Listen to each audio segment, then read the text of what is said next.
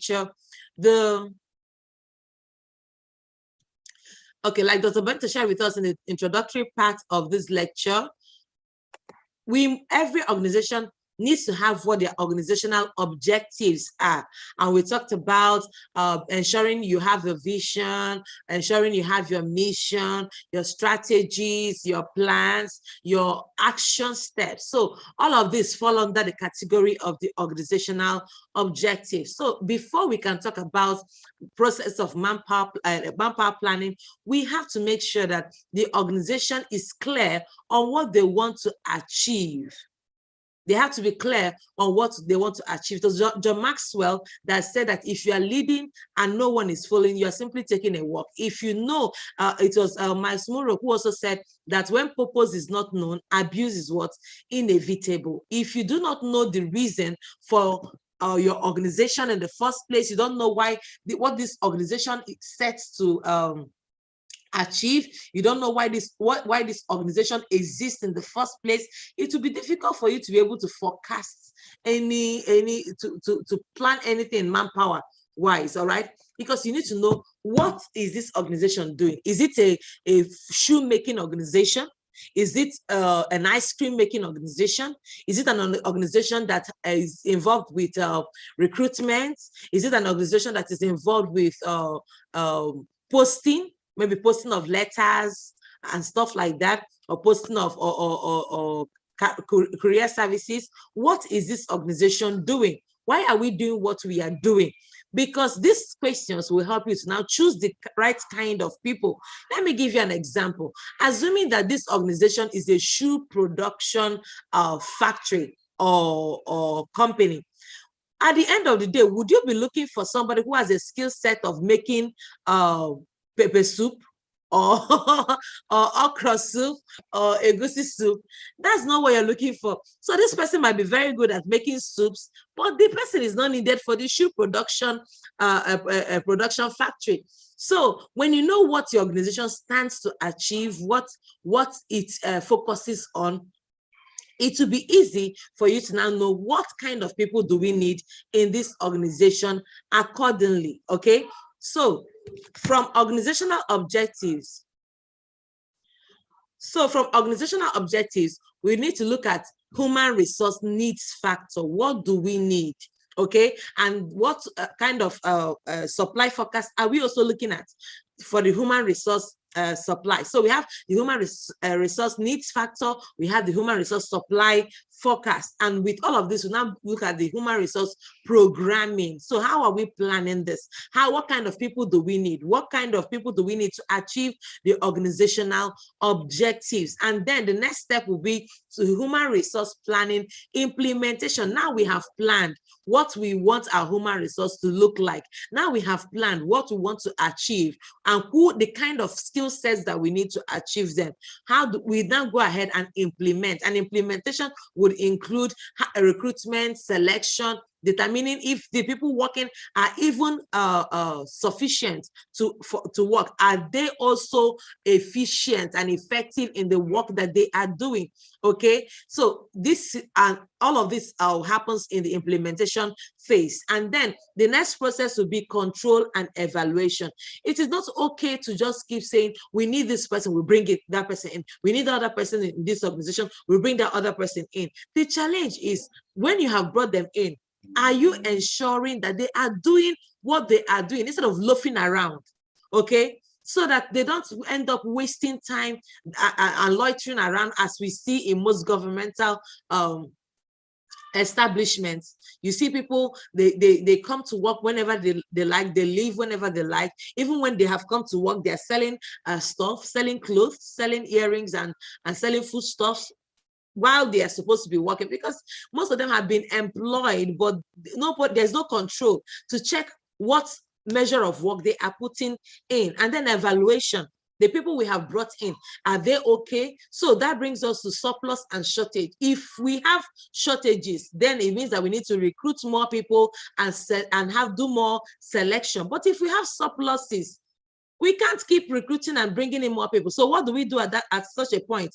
As human resource professionals, we know that we have options, and those options include restricted hiring. So we don't hire continuously. We step down on that.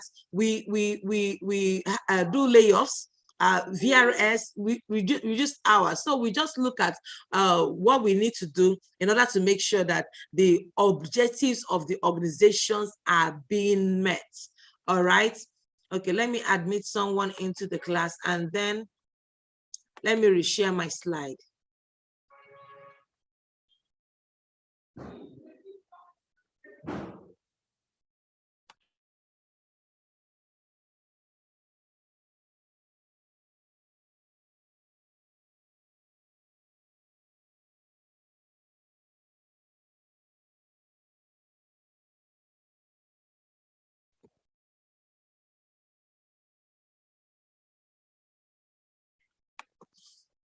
All right, so we're sharing our slides here.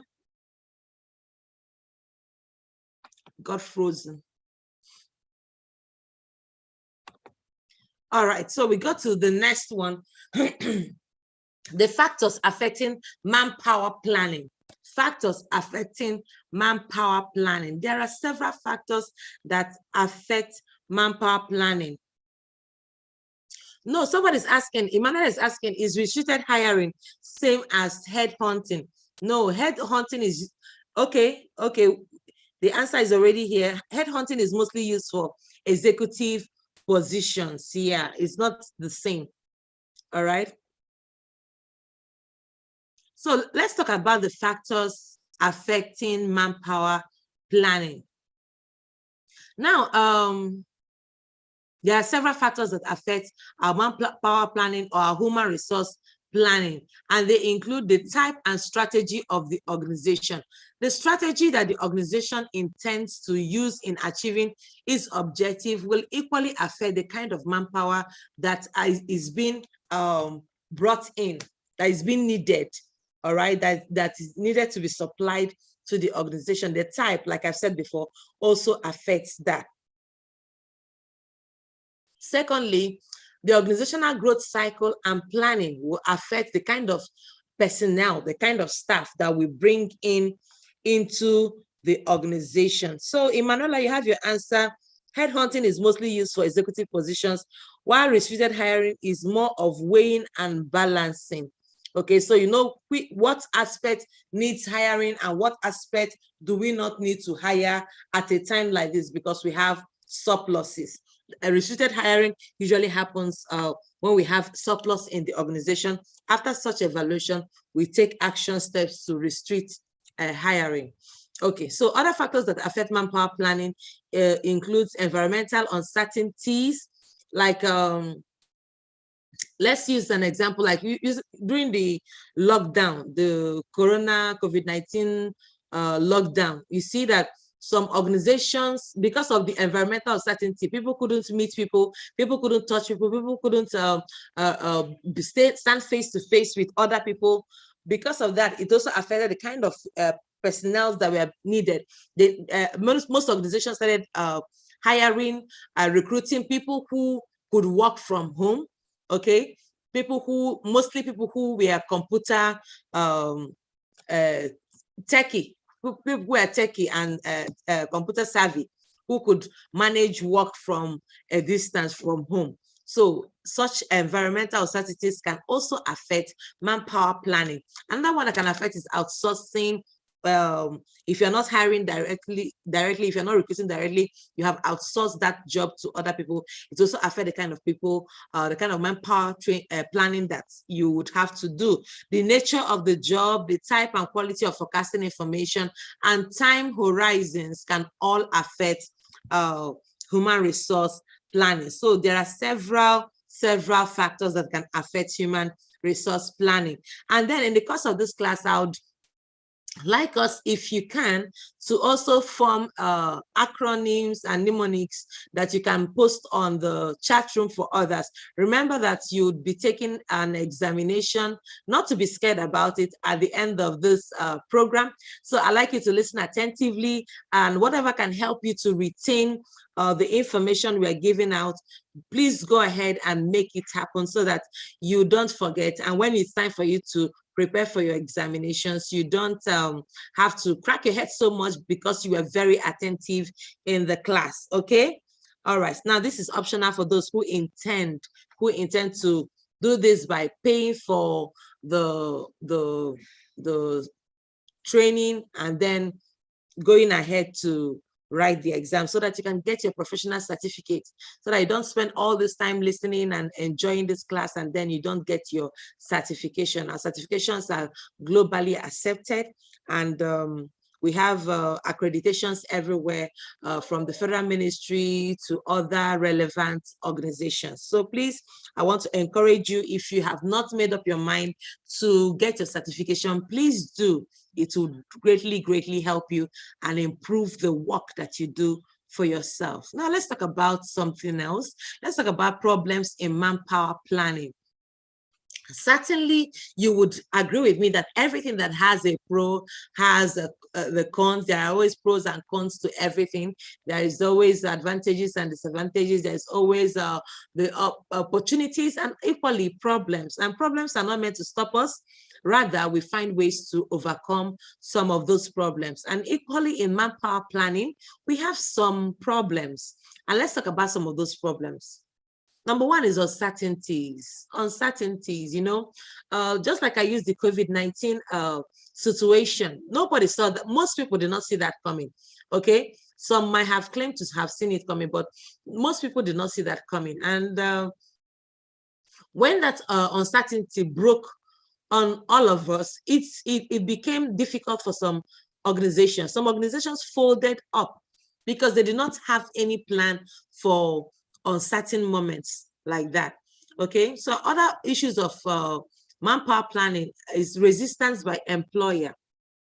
Resistance by the employer, and sometimes employers might not be open to bring in the needed skill set for the work. So they say, oh, let's continue working like that. We don't have money to bring in the kind of people that we need in this organization. Oh, no, there's no money in this organization. So let everybody, even the person who does not even understand how to do the work, let the person keep doing it because we cannot employ new people. Or sometimes even that resistance by employer can even be, I want my uncle, my niece or my nephew, I want my son or my daughter to be the one in this organization. And then as a human resource professional, you are saying, oh, we do not, your niece or your nephew or your son or daughter do not even have the required skill set, okay, to do this work. But then at the end of the day, the employer is pushing that same person. So that's resistance from employer. So even though you know the right thing to do as a human resource professional, you are not able to do it because there is resistance from the employer. Okay, so about the exams, I see questions coming up. Just please remain attentive. At the end of the class, there will be an announcement made. So I just said that so that you can remember to be attentive. For those who are multitasking in class, I see you. All right, so let's concentrate. The issue of the exams will be sorted out during the announcement session. All right, so resistance by employees is also part of it. Sometimes the old people who have been working in the organization might not even be open to change, all right? There might be resistance to change, bringing in new people to be able to do the work. I don't know how many of you are practicing human resource professionals, but if you have had any experience like any of these problems, you can please let us share with us in the chat room. Let us know that what we're saying is not just theoretical, it is very practical, okay? If you've had any experience like that, maybe how uncertainty affected your job, how resistance by employer affected your job, how resistance by employees affected your job, the work you are doing, and pose the problem, please go ahead and share with us in the chat room. We would love to read about it, okay? Inadequacies in the information system. Sometimes there is no data, there is insufficient data, and because of that, we're not able to make quality decisions as regards manpower planning. There's also resistance by trade unions. Sometimes they put in very stringent rules and policies that makes it difficult for manpower planning to be done effectively. Identification of crisis is also another problem in manpower planning. Slow and gradual process is also another problem. Another one is coordination with other management functions. Sometimes inability, every organization works as a system, and as a system is made up of interrelated parts that are all working together in order to achieve a particular result. So sometimes some other management functions clash or even work against the manpower planning within the organization because they're not able to give the kind of feedback that is essential to make manpower planning effective. Another problem with manpower planning is integration with organizational plans. Sometimes manpower planning is affected because it is not being integrated with organizational plans. We have seen time and time again organizations that started well, but somehow along the way they sort of derailed. So that poses a problem. Let's look at the 5 essentials of essential elements of manpower planning. Number 1 is if you must do manpower planning effectively, number 1, you have to analyze the current available manpower resources. So who do we have? Make a skills inventory. What do the people we have? What skills do they possess? What knowledge do they possess? What abilities do they possess? So we have to identify the KSAs of the current personnel that we have, of the current manpower resources that we have. Because if you do not assess that or identify that adequately, you will end up hiring somebody who is going to do something that somebody you already have in the organization can do. And that is a waste of time, money, and everything, okay? Secondly, you have to review employee utilization. So it's like how the employees that we currently have, are they being utilized optimally? Are they just wasting time, loafing around, gisting all day? So are we making sure that they are putting in the work that they are being paid for? The third one is forecasting the demand for employees. Forecasting the demand for employees. So now that we have reviewed what we have been able to take a look at what they are able to do and that they are being positioned well. The next thing is to say, what kind of employees do we need? Now that we already know who we have, now we already know the kind of employees that we have, their skill set and everything. The next thing will be to look at the demand. What kind of employees are we going to need? Okay. Then you forecast supply, and then you develop a manpower plan. A manpower plan will involve utilizing those manpower resources that you already have, and equally bringing in new fresh blood into the system so that you'll be able to achieve organizational objectives. All right, so let's look at the steps involved in manpower planning. There are several steps involved in manpower planning, and step number 1 is to analyze organizational plans. So we have to analyze what are the plans of this organization. Dr. Benito has already done a beautiful work on this already. So the step 2 will have to be demand forecasting. When we are doing demand forecasting, what do we usually look out for? We look at managerial judgment, work study techniques, statistical analysis, employment trends, replacement needs, so that we don't replace somebody with somebody that is worse than the person who was having that job before. Maybe we had a former employee, and that employee was not doing well in that job, and at the end of the day, we now went ahead, employed a new person, and this new person is worse than the person who was there before. All right, so we don't want to have such kind of situation. Growth and expansion, productivity, these are all the demand steps involved in demand forecasting. The number 3 step of manpower planning is supply forecasting. So we are looking at the existing inventory. What do we already have? Potential losses. Are they temporal losses or are they permanent losses? Maybe somebody had an accident, it's just a temporal loss. This person can still show back at work, or is it permanent? Like this person has left the organization. So we need to know what are we losing? What do we have? What are we losing? And then what are the potential additions necessary in order to achieve our organizational goals? It is not okay for an organization to be existing and then we are not able for an organization to be existing and then we are not able to meet our organizational needs because of wrong manpower planning. Okay, so that's why we're looking at all of this. Now, step 4 will be estimating the net human resource requirement. The net human resource requirement. So that's very important. Okay, so we now know who and who do we need. Now, step 5 will be in case of future surplus, plan for redeployments, retrenchments, layoff. Okay, so if there is surplus, if there are surpluses, like we said earlier, we can now start looking at, are we going to redeploy? Is there any plan for redeployment? Are we going to engage in layoffs for a while? What are we going to do? So it's planning. If you don't plan well, you will fail eventually. So a wise man once said that failure to plan is planning to fail.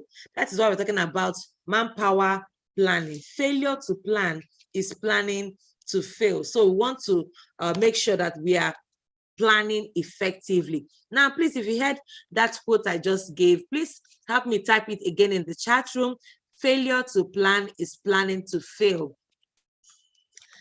That's how I will know those who are still attentive in this class and those who have slept off because it's a Saturday morning. All right. So failure to plan is planning to fail. I like to see it. Yes, Emanuela is super active. Failure to plan is planning to fail. Yes, Favor Okono, well done. I see your comments. Okay, Doyin Adebwesote. All right. He said yes. All right, type the quote so that I know you are active. Yes, list of active people in this class: Deborah Nkechi, Hope Okolie, Kate Smith, Edegan, Omolara Olomoda, Taiwo, Professor Taiwo, Chinyere Iwu, Simon Salifu. All right, Ave Max Cyprian. All right, thank you so much for being attentive. And yes, there are more comments rolling in. Ndolo Njideka, all right. Oluwaseyi, Falola, Billy, David, yes. Yes, Sikira, Abdusalam, all right. Wonderful people. Thank you so much for being attentive. Now, another step we have to look at is in case of future deficit, we have to forecast the future supply of human resources from all sources with reference to plans of other companies. Yes, Peter, Mr. Peter Ewarawan. All right, welcome. Thank you for being attentive. Now let's look at step number 7. Step number 7 will have to involve if future supply is more than or equal to net human resource requirements, then plan for recruitment, development, and internal mobility. Yes, Philippa, I see you. All right. So the 8th step is if future supply will be inadequate with reference to future net requirements, then what should you do? You plan to modify or adjust the organizational plan.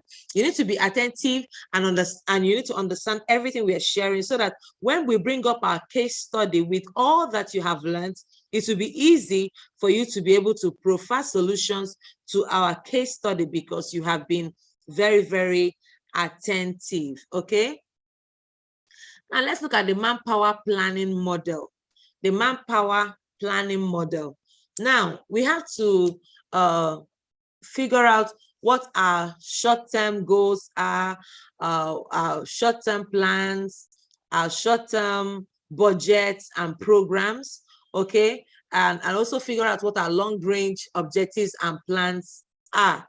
So we have to make sure that for our long-term range objectives and plans, we have to make sure that we have the overall requirements for human resources. We have to make sure that the inventory of present human resources is in place, and then the next human resource requirement is known. We also have to work out an action program for recruiting and selecting needed personnel. Okay, and then we need to have a procedure for evaluating effectiveness of human resources planning. Remember, I said earlier that no organization rises above the quality of staff they have. No organization rises above the quality of personnel at their disposal. So if we are looking at our long-range objectives and plans, we have to equally look at the people that are going to help us achieve those vision long term. If you're also looking at the short-term goals, we have to make sure that our workforce requirements is based on occupational categories. The inventory, we know them by occupational categories. We know the needed replacements or additions. And then if we have plans for upgrading, developing, and transferring in recruiting, then we make action plans for them. So the manpower planning, we've been saying virtually the same thing for a while. So I believe that by now you would have understood manpower planning, what it's all about, and what it needs, all right, especially as regards to the planning. Now let's look at the requirements of manpower planning at different levels. Okay, so we have manpower planning at a national level, we have manpower planning at a sector level, we have manpower planning at industry level, and we have manpower planning at individual units, when you just have a personal business to run. Now, if you are a human resource professional and you are in this class, let me know at what level do you function for human resource management. Okay, so the human resource job you are doing or you aspire to do, at what level are you in? Are you doing it at the national level? Your work, is it at a national level? Is it at the sector level? Is it at an industry level? Or is it at an individual unit? Maybe you have a personal business you're running. Let us know what level in the chat room. Let me know what levels you are in terms of human resource planning. And all levels are okay. All levels are okay. Okay. Recently, over the week, Elon Musk just purchased Twitter with 44 billion. So what level will you call the kind of human resource that is happening there for Elon Musk? What level will you call? Will you say is an individual unit, an industry level, sector level, national level? All right, so I'm getting responses. Some people are doing HR practitioners at individual level, national level, okay, national and sectorial, okay. Someone said, I'm still seeking an internship. Okay, Favor O'Connor is seeking an internship. And please, if we have people in top positions that can help Favor O'Connor with her internship, please let us help one another. Remember, one of the beautiful things we do here at IIPMI is that we network, we make lifelong friends, we make destiny-changing relationships, okay? So please, if you are here and Favor O'Connor is seeking internship, let everyone who can help go ahead and help. I'm looking forward to a day when we'll have an IIPM wedding, like two people met in class in IIPM and then they got married. I hope we'll have that. Or do we have that already? I don't know, but I'm looking forward to more of that. So let's, beyond just being in class, make sure that you're networking, make sure that you're reaching out to somebody else, make sure that you're getting to know somebody. Who is laughing at me? Edegan. I'm serious. So I'm serious. We want to see people blossom, people that have common interest. Because one of the things that is affecting most people in this generation is because people grow apart, okay? They don't have common interests. Yes, Simon Salif who said IIPM wedding will make sense. I agree with you totally. Emmanuel said that's real human resource. I tell you, I tell you. Simon Salif said, but we're not seeing each other's faces. Yes, you may not be seeing each other's faces, but then somebody makes a comment you find interesting. Then we have a WhatsApp group that you can chat in group or outside group. Somebody said, only hearing voices, so we don't know who is who. Have you not heard somebody that just got married to somebody just by saying, I love your voice. Your voice was really amazing. Believe you me, people have gotten married just because somebody heard the voice over the phone, okay? So let's not underestimate what connection and networking can do. Simon Salim said, let's not follow voice and carry sister Maria Macau. Oh my God. All right, that was a beautiful distraction. Let's get back to what we are doing. All right, Doyin said Elon Musk level is not here. He even goes into space. So his level is intergalactic level. I hear you, Doyin. I hear you. That's a powerful one. That's a powerful one. So we should review this slide and add intergalactic level. Yeah, for the sake of Elon Musk and other people who are doing that one. Okay. Emmanuel said, can we break it down a little more? What are we breaking down this time? I hope I hope we are back on our slide right now. Okay, let's move on. Explain the forecasting techniques. Explain the forecasting technique. We are going to explain the forecasting techniques. Now, don't be scared with the picture on your screen. Okay, you said, can we break the slides down? Okay, basically what we said is that there are the same human resource planning we are talking about. There are people who are doing it at national level, like the federal employment. This is handling human resource at national level. So people are employed across all the 36 states of the federation, and the persons that handle human resource at that level are handling it at what? National level. There are also businesses or organizations that have spread across the nation. That is also national level human resource or manpower planning. There are also manpower plannings that happen at sector level, maybe even a portion of the economy. Does not have to do with every all aspects of our nation. There are also those who handle it just at state level. There are others who handle it at individual level. So basically what we're saying is that manpower planning happens at every level. You might be just focused on your little business where you have about 5 to 10 employees. Now that is individual level manpower planning. So you are still doing manpower planning at that level. So basically that's what we're trying to say, Emanuela, okay?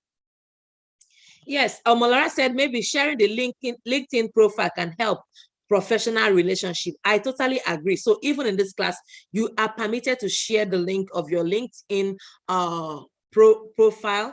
Okay, go ahead and share links even in the class is acceptable as long as we don't get distracted and we begin to talk about some other thing that is not this class. Okay, it's very, very fine. Yeah, Emanuela is okay. All right, that's fine. Yes, Favor O'Connor said, Omolara, that's a beautiful idea. Yes, I totally support it. Okay, Simon Salif is also supporting the submission. Yes, everyone, go ahead, share your LinkedIn profiles. It's fine. It's fine. Emanuela said, a company that employs below 20 is still at an individual level. Yeah, if it's just a small business owned by a person, yes, it is an individual level manpower planning that will be involved. Okay, Simon Salifu said, I lost an international job for not having up to a certain number of connection on LinkedIn back then. So it's okay we do so. All right, so but it's fine that we're doing it to be able to have the connections and international jobs, but most importantly, we're able to network because we don't know who is who can help you out in the nearest future. And that is why if you have not been active on our WhatsApp platform, please do so. Be active on our WhatsApp platform and also respond when things are posted there.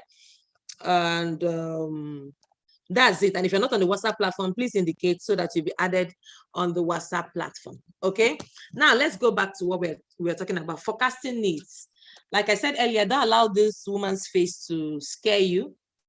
She's let's say a diviner or something like that. she's trying to forecast a future for someone, but we just had to use that picture to explain to you as a human resource professional. Most times you are like this, not with this exact face or those jewelries on anyway, but you are thinking, you're looking into the future. You're trying to figure out, what does this organization need in the nearest future? All right.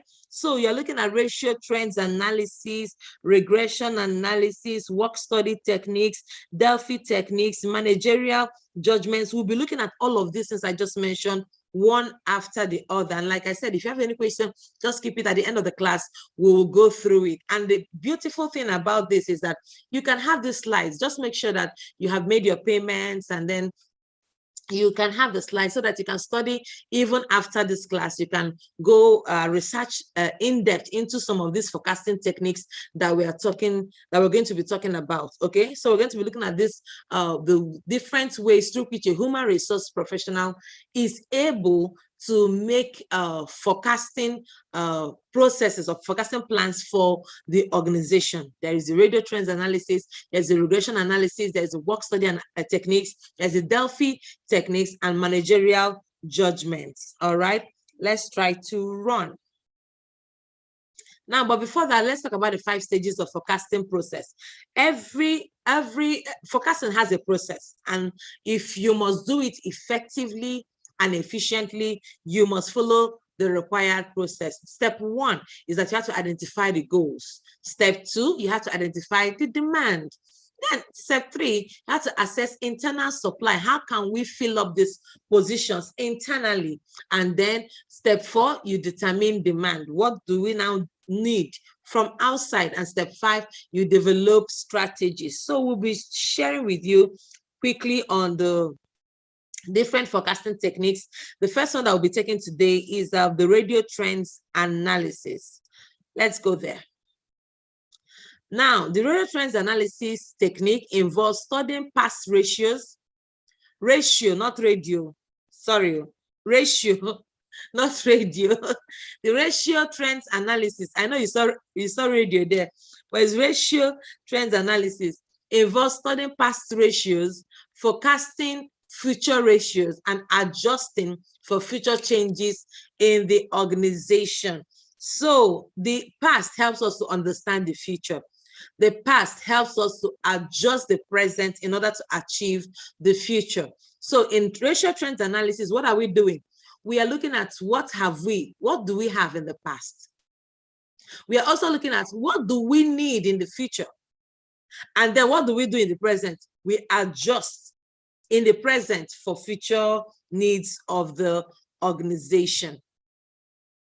It uses historical relationship between a business index. Last, we look at the sales in the past, we look at the contracts in the past, we look at the units of goods sold, we look at the units of services rendered, and we use that historical information to now determine what would we likely have in the future.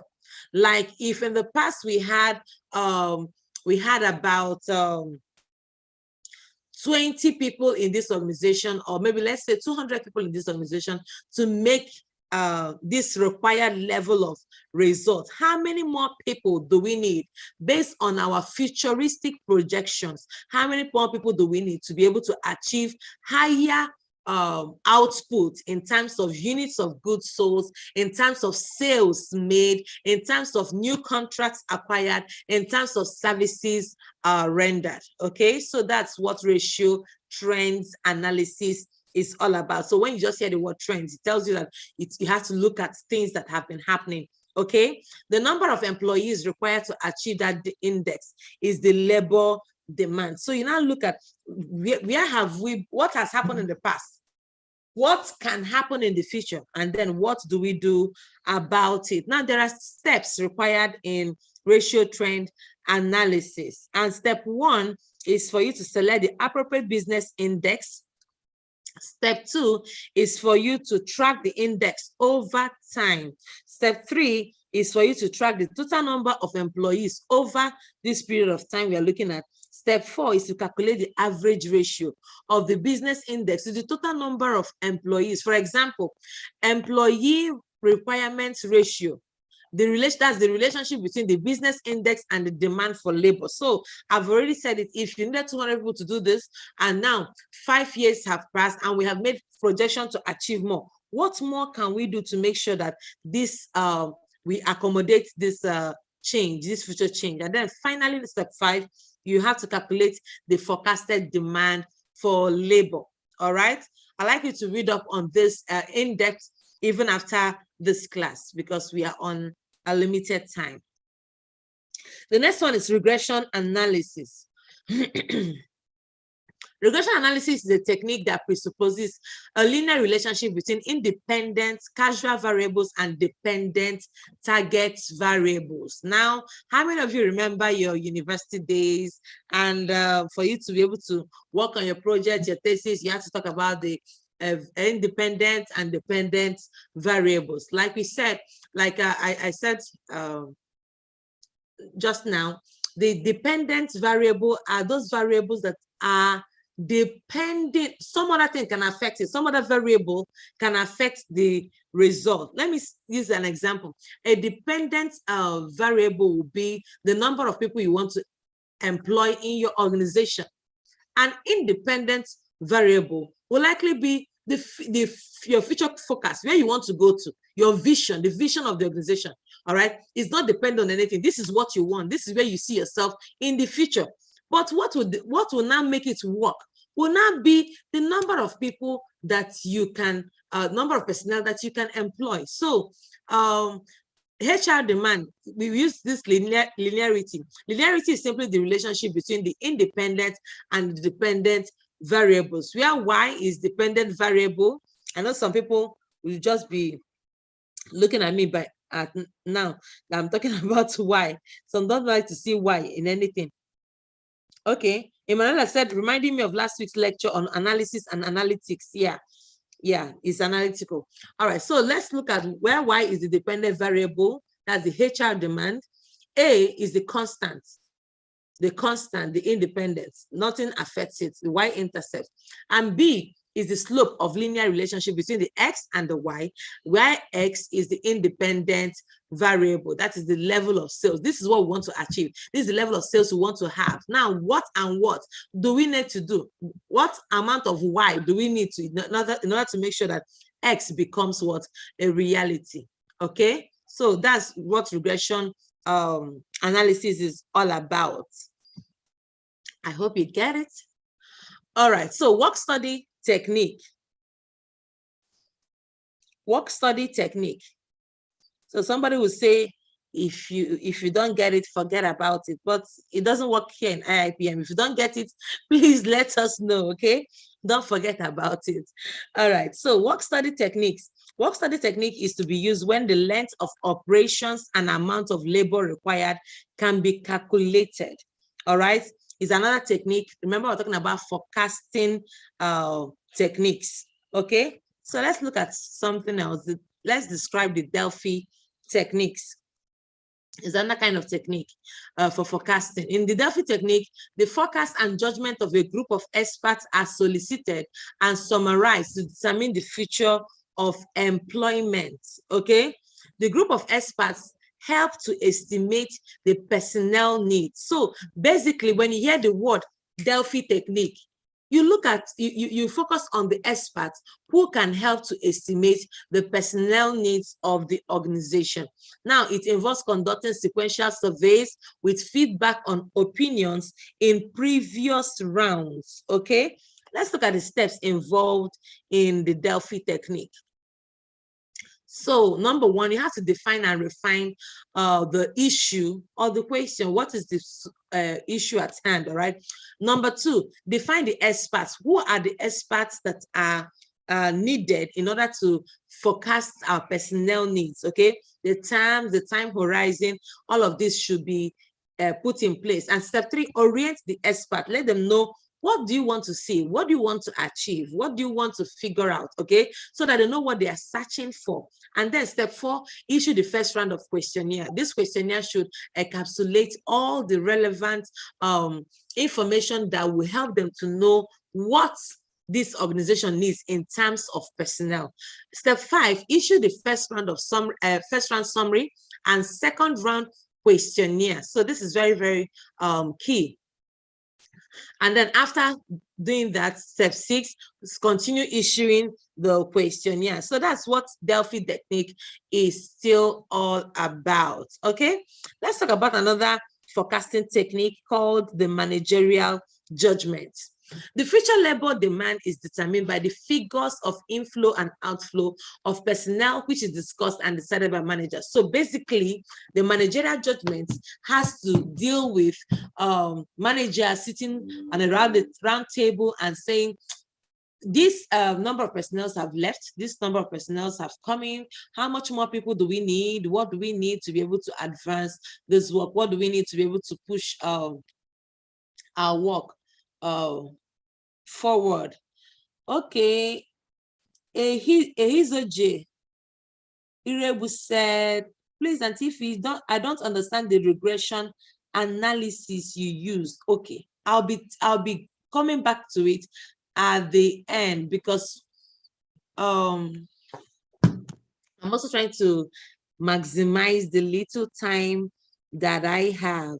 So when it comes to regression analysis, like you see, it's actually something that has to do with calculations. Okay, it has to do with linearity, and you actually have to understand the formulas involved. It has to do with graph work and stuff like that. And it's something you have to learn as a HR professional. So it's not like explanatory per se, but basically what it has to do is a linear relationship that has to do between the independent variables and the dependent variables. You have to do some calculations to be able to arrive at that. So there's a whole topic on regression analysis, but what I can do is that I would find something that would help you, and then I'll send it to the general platform so that you can read up more and understand.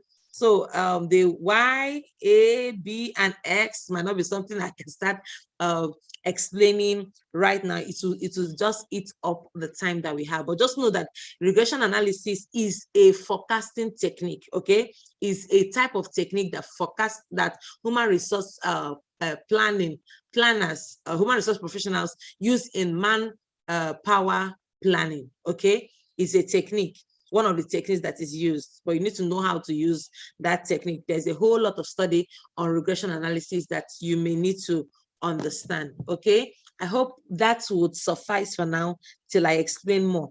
Yes, thank you. Thank you for responding. Okay. So we said that managerial judgments just has to do with basically managers sitting down and saying, okay, who came in, who left, how much more people do we need? What kind of skill sets are they required to have in order to make sure that the organization is achieving its objectives? So let's talk about the Markov model. The Markov model. Remember that all of this, we are just talking about the different techniques that are being used in order to achieve manpower planning. And like we said earlier, it has to do with bringing in the required personnel into the organization. So the Markov model produces a series of matrices that give details about the various patterns of movement to and from the various jobs in the organization. So the Markov model just focuses on what kind of movement behaviors do individuals within this organization make. How often do people, have you seen an organization whereby people are always leaving, like people are always coming in and people are always leaving? Have you been in such an organization? Please let me know in the comment section. Yeah, people are like leaving every day, but surprisingly, people are also coming in every day. What would you say is the reason for that movement?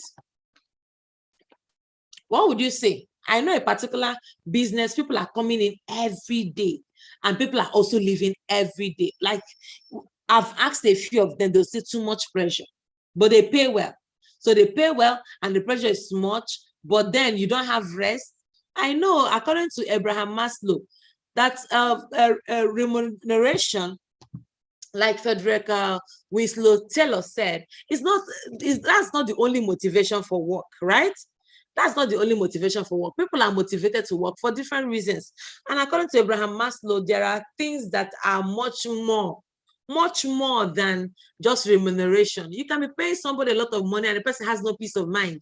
You can pay somebody a lot of money, the person does not feel safe. You can pay somebody a lot of money, the person does not have self-esteem, okay? The person does not have a sense of belonging. So according to Abraham Maslow, he was able to work out in his theory of the 5 basic needs of personnel, things that can help to motivate them in his own motivation theory. Okay, it's something you can read up if you want. The first, the basic is the physiological needs, which involve air, food, shelter. Okay, yeah. Then the second one will be safety needs. Okay, when it comes to safety needs, people want to be safe. Okay, they want to be able to enjoy employment security. They want to enjoy security in their jobs. They want to enjoy security of their lives, okay, and other kinds of safety needs. Then the next one will be love and belonging. People want to belong to a place where they can feel like they have people, okay, they can feel like they are somebody, they can feel like they belong to a family. They can feel like they are contributing meaningfully to society, okay? And then the next one in Abraham Maslow's hierarchy of needs will be self-esteem.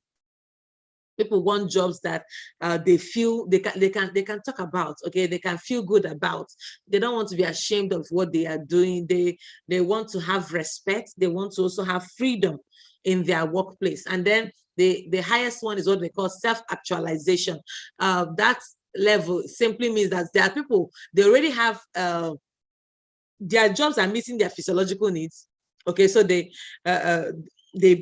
can provide water. It can help them provide shelter. It's meeting their safety needs. It's also making them feel belonged, and they are having the liberty and freedom they want. But beyond that, they want to become the best version of themselves.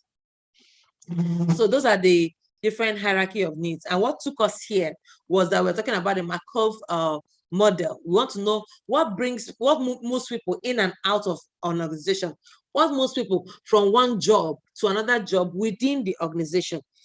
Yeah, I have some comments here. Billy David Urbanos said, lack of job enrichment. Very, very correct. Jenny Etta said, trying to get trained for better grounds. True, better job opportunities. Yeah. Favor Connor said, a toxic work environment can make an employee to leave their job. Very, very correct. Emanuela said, terrible work culture. I agree with you.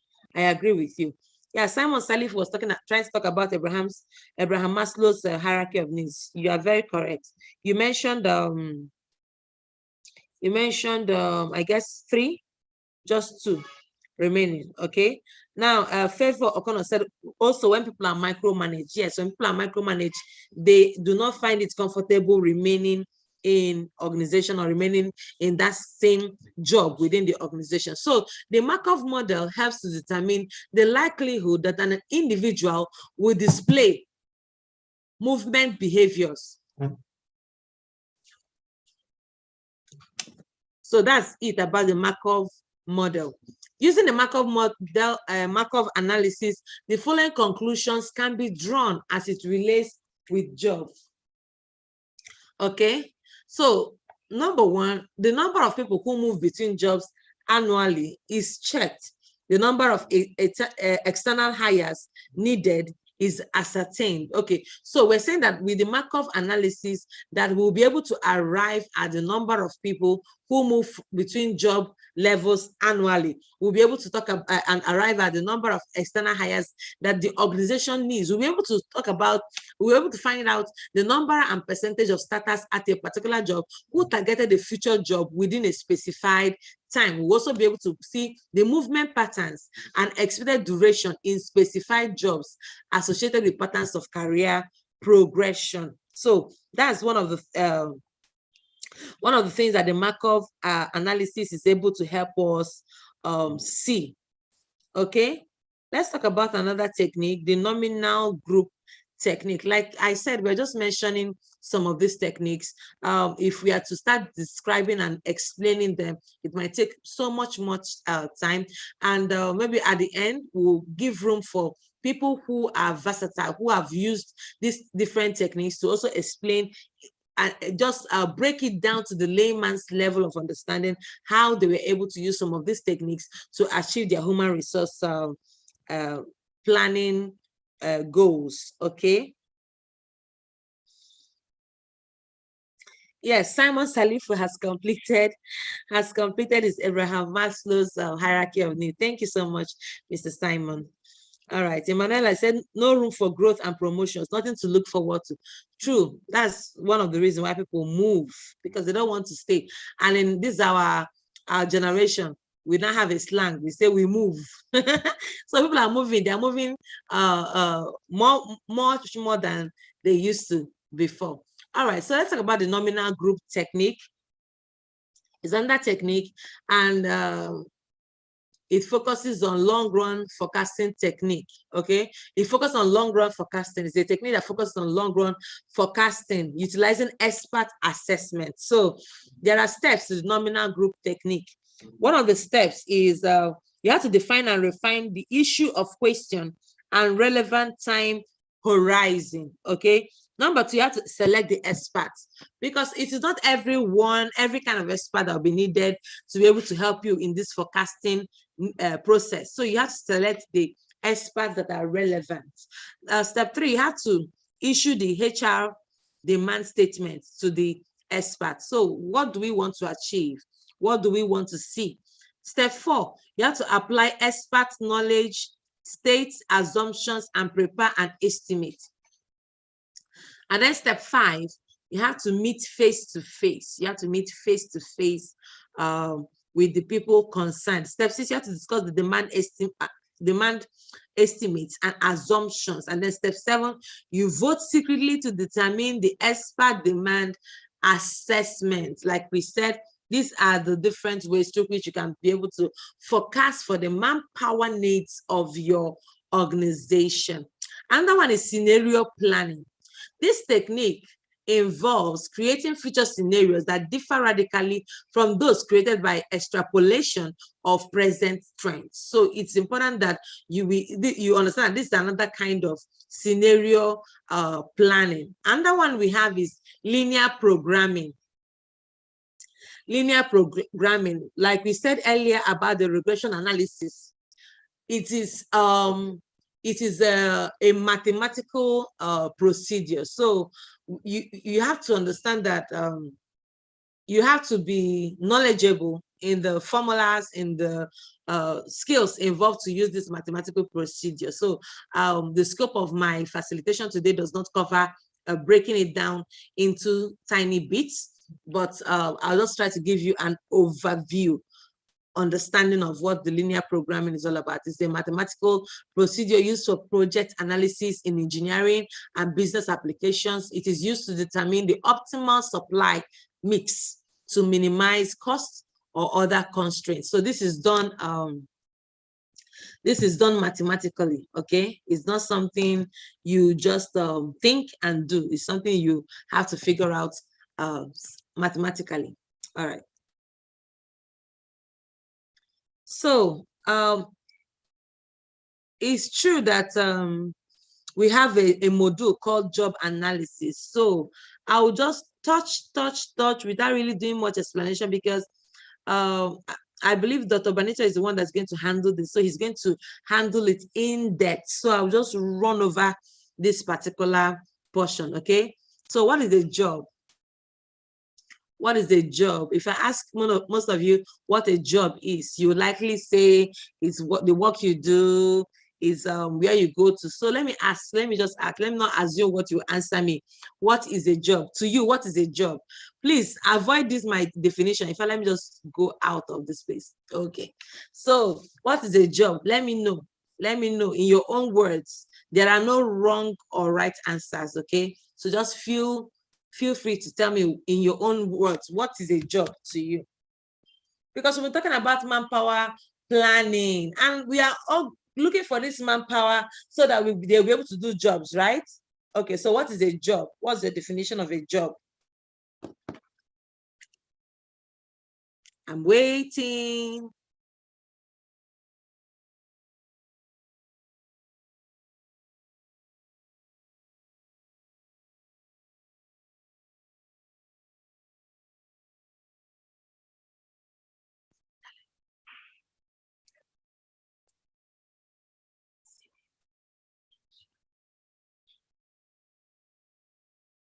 All right.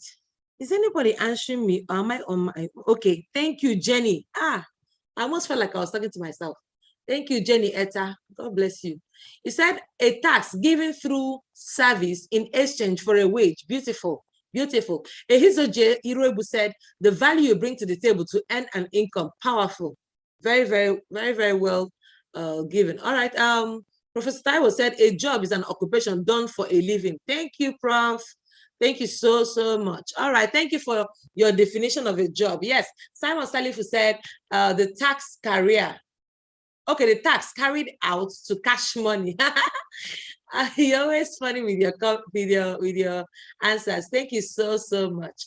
All right. So Benedicta said a job is a tax done in exchange for a wage and stipend. Very, very correct. All right. So Deborah Nkechi said any tax done to earn a living. Very, very accurate. All right. Yes, I noticed it was carried out. Sometimes our phones don't flow with us. I get that. All right. So that's what a job basically is. Job has to do with the task, the assignment, the duties that you have to carry out, all right, the responsibilities that are carried out in order to make a living. So the job is defined as the collection of or aggregate of tasks, duties, and responsibilities, which as a whole are regarded as a regular assignment to individual employees. So that's basically what a job is. And job analysis is the process of studying and collecting information relating to operations and responsibilities of a job.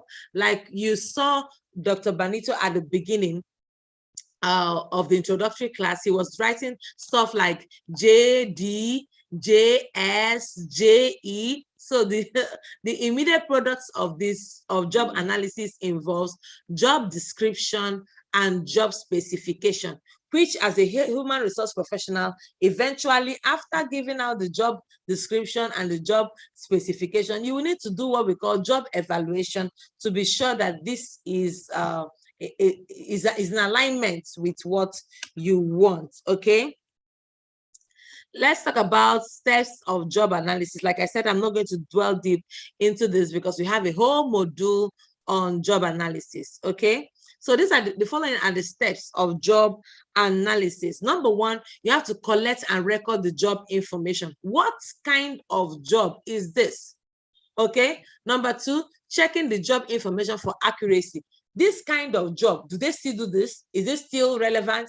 Has it become obsolete? Is this what this person will have to do in order to achieve the goals of this organization?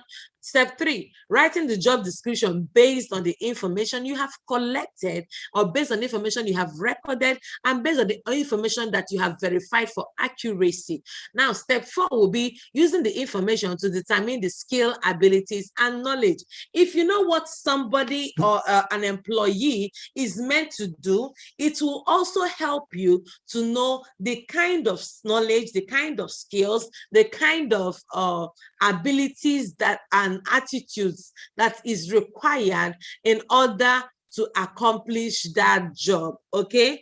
Because it is not enough to know what a job requires. It is also enough to know what kind of attitude the person will need, what kind of ability and knowledge that is needed in order to be able to carry out that assignment effectively. Step five will be updating the information from time to time, because several years ago, like I used the typist for example, the job description and job specification for a secretary included being a typist, okay, for a typewriter. But as time has evolved, technology has advanced, the job description and the job specification for a secretary will not include ability to use the Microsoft Word, ability to use other other softwares, okay, with the computer. So these are things are evolving, and therefore you need to update your information from time to time, okay? Job analysis is a process of obtaining all the pertinent job facts. So every fact required to be able to carry out a job, job analysis covers all of that. So we have, like I said earlier, we have the job description and we have the job specification. When it comes to job description, it's a list of the job duties, okay? So when you're asked to write a JD, okay, or a job description, what you have to write out is, what are the duties of this job? What are the responsibilities involved in this job? What is the reporting relationship? What are the working conditions? What are the supervisory responsibilities? Okay, in job description, we'll see stuff like the education required, the experience required, the training required, initiative, physical effort that will be needed, responsibilities that will be carried out, the communication skills required, the emotional characteristics that will be required, the unusual sensory sight. Because if you want to employ a driver, one of the job descriptions that the person should be able to see powerfully, okay, correctly, not the person that used to see men like trees. And you say, how well do you see? Say, I used to see men like trees. The person who got jam a human being and said that I thought it was a tree. Okay, so job description has to be very, very, very clear. Okay, and then the job specification will have to be a list of the job's human requirements. Okay, what does this human being require in order to carry out this work? This will include the requisite education, the requisite skills, the requisite personality, because there is a personality needed for a job. You don't carry somebody who has an anointing for frowning and put the person as the secretary or receptionist in your office. That business is already doomed to fail because you did not choose well, you do not select well, you do not hire properly, okay? So don't carry some, if you need a security guy, you might not need somebody, maybe a bouncer. If you need a bouncer in your organization, you will need somebody who is smiling like someone that is selling ice cream. Okay. So this is very key. So there are personalities, okay. There are personalities that is required for a particular job. So we talk about job title, we talk about job location, job summary, duties, machine tools, material, supervision, and working condition, and even the hazards involved. Okay, someone asked a question. Simon Salifu said, what's the difference between job analysis and job design? Okay, when we talk about job analysis, we are talking about identifying the duties, the tasks, the responsibilities, and the skills, knowledge, and even the essential qualification for a certain job profile. But when we're talking about the job design focuses on integrating the requirements and the needs of an employee with the objectives of the organization. So in job design, we are looking at how is this duty, how is this task you are given, how does it connect with the general objectives of the organization? Okay, this small part you are playing in the movie of our organization, how is it making our whole movie to be fine? You see, most times in Nigerian movies, they'll put security guys, and I don't know why they always make the security guys look foolish. I really don't buy the idea, because you don't have to be foolish to be a security guy. But somehow they just find a way of making, turning out all the security guys to become clowns. So this security guy is acting as a security in the entire movie, but is bringing some comic relief to the movie. In the same way, the person who is at the gate, the security personnel in the organization, is, when it comes to job design, we talk about how your guarding the gate helps us in achieving our objectives as an organization. So you protect our machines, you protect our materials, you protect the human beings that work in this organization. And at the end of the day, our objective for this organization is being achieved. Okay. Okay, somebody's laughing now. I'm waiting for frowning. All right, so I've been able to answer that question. All right, let's move. We move. Okay, so what do you do with the information you get from the job analysis? It helps in recruiting and selection. It helps in career planning. It helps in performance appraisal. It helps in salary and wages, employee discipline, training and development, in health and safety. All of these things, they work. They help you to be able to make certain decisions, because already this person knows what my job description is, and this person also knows what my job specification is. What are the requirements? So if you meet the person, like Simon Salifu said, you meet the person smiling, not smiling or frowning at the office, you need to find out, as a receptionist, you can't be keeping this face. This kind of face will chase away all our customers. So that's it. So we're out of job analysis. Let's leave that for the next module. Now let's talk about the human resource demand forecast. The human resource demand forecast.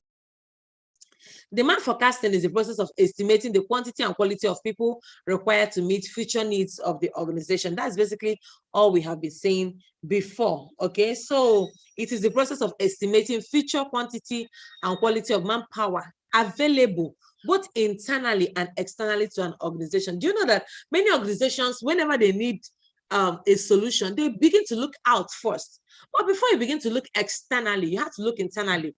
Who within our organization has this necessary skill set in order to solve this problem at this moment, so that we don't go and start looking outside and bring in somebody who is being paid to do the same work somebody who is inside can do. Okay, so supply forecast determines whether the human resource department will be able to procure the required amount or number of personnel, and supply forecast measures the number of people likely to be available from within and outside the organization. So as a human resource personnel, you have to look into the internal supply before you look at the external supply. Human resource professionals, please take note. Before you begin to find solutions outside, look for those solutions inside. Okay, the supply analysis covers three modes. Number one, the existing human resources. What do we have already? Number two, internal sources of supply. Who else within us can do this? Then external source of supply. Who can we bring in to bring this kind of solution? So when we're talking about this, we are talking about the internal supply and then the external supply. We have options from within, and then we have options from outside us. Okay, now let's talk about the existing human resources. Remember, we said we'll talk about the existing human resources before we talk about the internal supply, and then we'll talk about the external supply. So the right candidates are selected from the existing human resources by using the capability and skills inventory present in the human resource information system. So in the information system that you have in your organization, what are the likely things that are there? The name of the employee, the sex of the employee, their date of birth, marital status, present and permanent address, department designation, salary, grade, okay, the academic qualification of the person, the person's experience and skills, okay, the person's outstanding achievement and additional information. This information will help you to take a look at the existing human resources that you have, and then you'll be able to use it to make human resource planning effective and efficient. Now, there are various aspects to be taken into account if you're looking at the internal supply: inflows and outflows, the turnover rate, absenteeism, productivity level, movement amongst jobs. Somebody who is always jumping from one job to another, you might not want to give the person a position that is very, very key. Somebody who is always absent is a problem. You don't want to continue with that trend. You don't want to do that to your organization, okay? So the person's productivity level will determine if this person is capable, okay? There's something we call capacity development. If that person is capable of handling greater assignments. So these are the things that you put into consideration. Okay. the number of gains and losses of staff is estimated. And now, after that, when we're talking about the turnover rate, we're talking about the number of employees leaving. So turnover rate is equal to the number of separations during a year divided by the average number of employees during that year multiplied by 100. That's how you have the turnover rate, because whenever you hear rate is in percentage, right? So we talk about absenteeism. This refers to the unauthorized absence from work, not when somebody has taken a leave or applied for absence, but this has to do with the unauthorized absence from work. This is equal to total absentees in a year divided by the average number of employees times multiplied by the number of working days multiplied by 100. That's how you know the absenteeism rate. The productivity level has to do with the ratio of output to input. So the change in productivity will change the number of persons per unit of output. And then the internal source of recruitment, selection, and placement will have to be considered in terms of movement from jobs. Now we're looking at external supply. We want to get people from outside. Basically, what we're talking about is recruitment and selection, and most importantly, remuneration. Okay, payment, as you may call it. Okay, so we are looking at how do we do that? How do we go about it? We put out advertisements. Employees can refer people they feel are capable of doing the job. So we can even have unsolicited applications, like somebody walks into your organization and drops application. Don't throw those things away. Don't throw those applications away because you have sufficient staff. No, keep them, store them somewhere, because one day you might need a skill set or a knowledge or an ability in one of those applications. And that one is campus recruitment. You can just go somebody who came out of the first class. You need that kind of person, you can go ahead and pick up that person. There are also manpower consultants who can tell you, okay, if you want to move your organization from this level to another level, you want to solve this current problem, these are the kind of persons you might need to bring into your organization. So with a consultant's referral, you can bring in people externally.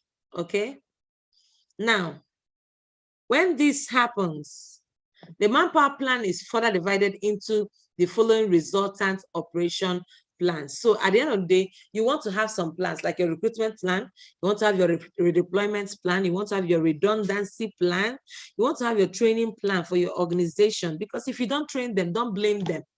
If you don't train them, don't blame them. Don't say they don't know what they're doing in this organization and you do not train them. So please, if you heard me loud and clear, please type in the comment section in the chat room. If you don't train them, don't blame them, because I want to be sure you are still following, and I hope nobody's sleeping on me. I know it's Saturday, but please don't sleep on me. All right, so we'll be rounding up this class by 12:30 thereabout. So I'll just take what we can take now, and when we come back, we'll be looking at recruitment and selection specifically, okay? And then we'll be having a case study and class activity. I hope you're ready for that. I'll be having all of that in the second session. Yes, thank you. If you don't blame them, if you don't train them, don't blame them. Yeah. And our break is going to be a short one. So you just walk around, take something if you have not taken breakfast, and then we come back. Okay, so with this, you have your checks and reviews points, you have your retention plan, you have a productivity plan. With all of this, you have operational plans on ground as a result of the manpower plan that you have put in place. Okay, now the recruitment plan shows how many people and what type of people are required when they are needed. So you need to have a plan. Who do I need? How many of them do I need? Okay, so that's the recruitment plan. The redeployment plan helps you to chart out the future movement in terms of training and transfers. Okay, so you know who you're redeploying to, what sector or what branch. A redundancy plan will indicate who is redundant. When is the person redundant? Where is the person redundant? And what's the plan for the training? where this is possible, okay? And the plans for golden handshake, retrenchment or layoff, so that the person who has been redundant can move, okay? Training plan helps you to chart out if the training that is required. Is training required? When is it required? What level is it required? Can it be an in-house training? Or do we need to get professionals? Or do we need to involve the training as a part of a formal induction program so that it can reduce the cost? Okay, so this includes the cost and benefit analysis of the options available. Productivity plan has to do with, we have to indicate reasons for employee productivity or reducing employees' costs through work simplification studies, mechanization, productivity bargaining, incentives, and profit sharing schemes or job redesign. So what can we do to make our employees more productive? What can we do to make sure that they are working better, they are producing adequate results?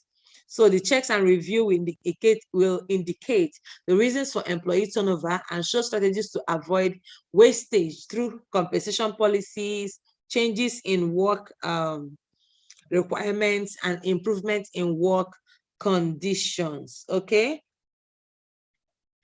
So these are all necessary because the success of the entire exercise is dependent upon frequent reviews, so that none of the factors are left out and changes are constantly taken care of.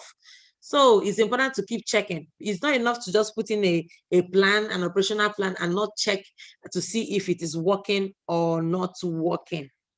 Okay. So we'll be rounding up at this point. When we come back, we'll be talking about recruitment and selection in depth. We'll be talking about recruitment and selection in depth. We'll be telling you what recruitment is all about, what selection is all about. We'll be talking about selection design and stuff like that, okay? So now I want us to talk about, I want us to just handle a case study as we wrap up. I want us to handle a particular case study as we wrap up. We'll be going on a short break. Now, this will be time for everybody to contribute as we take a short break. So, Global Software Private Limited has new projects coming up in December.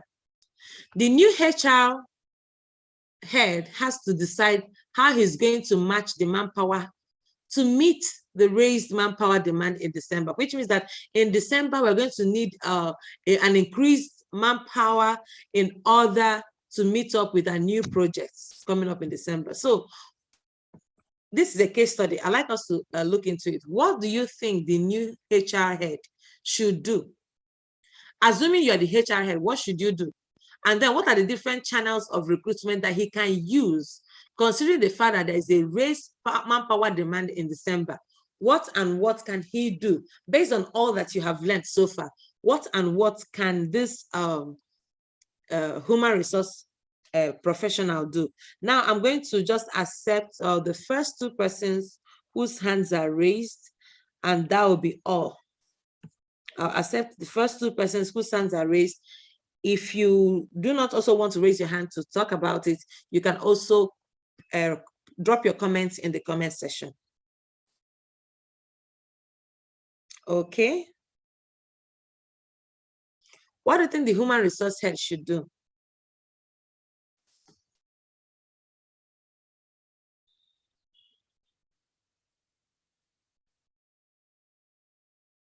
The case study is on your screen right now. You can read it out for yourself. It's on the screen so that you can get the full scope. Simon Salif is asking, why do some organizations enjoy firing staff instead of training to help them get better and enable the employee deliver well? Company hired and then fired in 3 months. Before you fire, you should have considered training and retraining options, okay? That's the right thing to do. But most organizations don't have that patience to even train people and retrain them to make them better. Okay, and that shouldn't be the case. That shouldn't be the situation, okay? We should, and that's why we're here. That's why we're in this class, so that we can know better. And if we know better, what will happen? We will certainly do better. All right, in the absence of any hand raised and any other question asked, we'll be taking a short break. And when we come back, we will start with the case study. Okay, now you can decide to log off or you can decide to leave it on.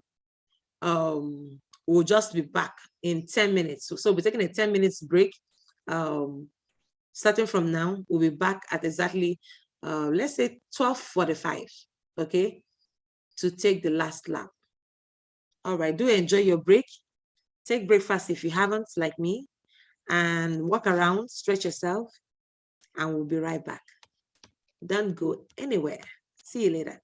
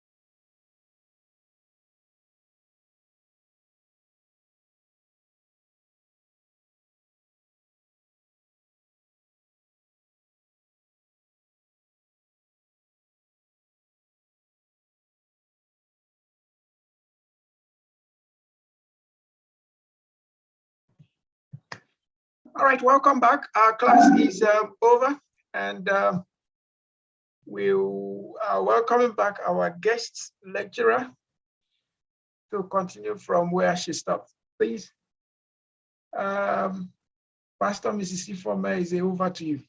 Thank you. Thank you so much, Dr. Benito. And welcome back, everyone. I hope you've been able to rest a little, stretch your legs, taking something, and you're ready for the next session.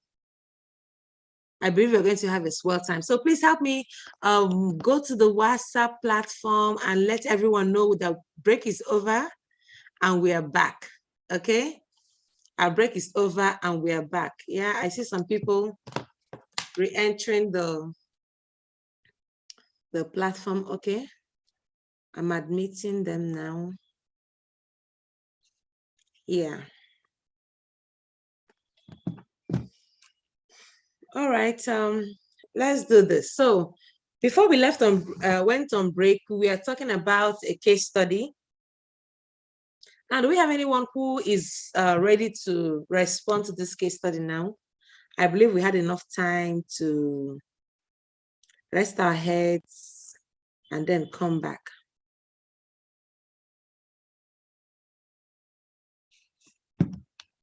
Okay, so if you want to respond to this case study, please can you digitally raise your hand so I can digitally unmute you and you can digitally explain.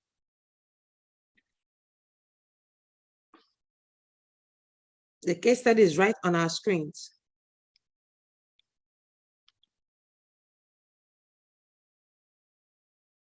All right, we have a raised hand from Emanuela. Please, you have been unmuted. Go ahead and let us know. Okay, so I'm just giving it a try. Yes, go ahead. Okay, so based on what you have taught us so far, I think the first thing to note, like we were earlier told that, like you earlier taught us, you need to understand the kind of personnel, the human resource that is needed for the forthcoming project. So I think one of the things I will do is to understand the projects that are coming up so that I can sit down and map out the strengths of the people needed, the qualifications, the skills, and all that is needed for the people, the manpower needed for this forthcoming project. That's one. Secondly, you also said something about not going outside at once. You should also look inward. So another thing I'm going to do is based on the forthcoming projects, I'm going to do an analysis of an evaluation rather of the current staff that we have, and then use that to decipher which of the people can easily find themselves in that particular project. And then based on what I have on ground, I can now look out to see the specifications, the kind of people that is needed for us to employ, to recruit for that job. The second question is, what are the different channels of recruitment that I can use? Now, based on my evaluation of the people on ground, there's the you taught us. There's the restriction. There's selection. Hey, can I remember it now? Pardon me, please. Let's go ahead. Yeah. Okay, so there's. Okay, no, let me just stick with the number one that I think I am sure of. I can chat in the second one. Okay. That was a very brilliant answer from you, Emanuela. I'm so proud of you. Thank you so much for your answer. Okay, I have another hand raised by Mr. Simon Salifu. I'm going to unmute you. Please, you have our full attention. Okay, thank you very much. I also appreciate this opportunity once again. Okay, just straight to the point. Now, there is a project coming up in December. The HR simply need to understand the project, understand the time lag, understand the project breakdown structure. That is, what are the tasks that needs to be carried out, and what are the deliverables that are to come in that project. That will help him now to understand the manpower planning or understand the workforce that is needed in executing the project. So that will now bring him to what are the needed people. He will not measure that one with what he already have in the organization. So the people that are already there, do we have people that can fit into the workforce of this project to bring up the deliverables, considering every other stakeholders, everything? All right. So if you identify the people in the organization at the moment that can fit in, now that's a great one. So if people in the organization needs to be developed or needs to be trained to meet up that project requirement, he needs to also put that into consideration because it's a project coming forth. So if he doesn't have number required, now that will not bring him back to the recruitment axis. So the project or the roles now determine as an executive role, are there, a middle level role, as the case may be. So that will not determine which of the recruitment channel is going to use. If it's a managerial role, supervisory role, he may want to headhunt. If it's something that it doesn't require much of competence, okay, he may want to just do the normal route of recruitment, advertising, and getting CV to sort out and then recruit people into the organization. So before then, he should have his manpower planned out and then understand the work breakdown structure to also communicate with the people he has already to execute the project. Thank you, ma'am. Wow, that's an intelligent answer. Thank you so much, Mr. Simon. I'm so proud of you and the information you've given to us. So everyone who is listening in, if you find yourself in a situation like this, Lady Emanuela and Mr. Simon has given us techniques, answers, steps we have to take in order to achieve the results. So what we should do as the HR head and then the different channels of recruitment that we can use. Okay, thank you so much for those responses. That will bring us to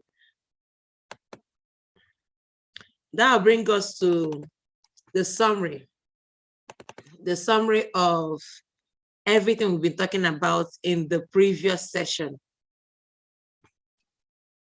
So basically, what we learned in this module, we learned number one, that manpower planning is also known as workforce planning. We talked about manpower planning being the process of personnel planning, formulating plans to fill the future openings based on the analysis of the environment and organizational plans. We talked about another definition of manpower planning that has to do with the process of by which management determines how an organization should move from its current manpower position to its desired manpower position. We also explained that manpower planning is also called human resource planning, is also called personnel planning, also called employment planning. We also talked about that manpower consists of forecasting, developing, controlling, and controlling. And we also talked about the different techniques that human resource professionals use in manpower planning. We also talked about the importance of manpower planning. We talked about the objectives of manpower planning. We talked about the factors that are affecting manpower planning. We talked about the problems in manpower planning. We talked about the different techniques, that including the Delphi technique. We talked about the managerial judgments, the work study techniques, the regression analysis and linearity. We talked about the ratio trend analysis. We talked about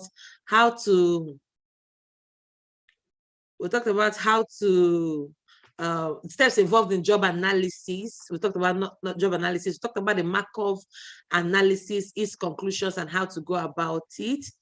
And we talked about the human resource demand forecast. How you do it. You first of all look at the existing human resources before going to the internal supply, and then you talk about the external supply. So with this, we round up on the aspect of manpower planning. So we're going to go straight into recruitment and selection. That's what we're going to go into. And we're going to be having a very, very swell time together. So while I get the slide ready for recruitment and selection, I want to ask us a question. What do you understand by recruitment?